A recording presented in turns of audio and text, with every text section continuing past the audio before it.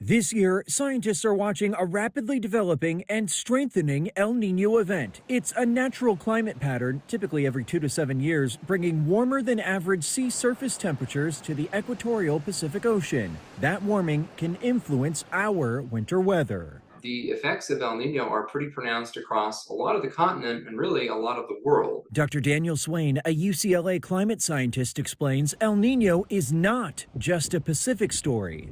The phenomenon typically leads to warmer and drier conditions in northern sections of the U.S., with cooler and wetter weather across southern stretches of the country. After California endured a winter of relentless atmospheric river systems, El Nino likely means more winter storms this coming January through March could be on the way. I think there is a tilt in the odds towards a wetter than average winter, especially in southern and central California, as well as other parts of the interior southwestern U.S.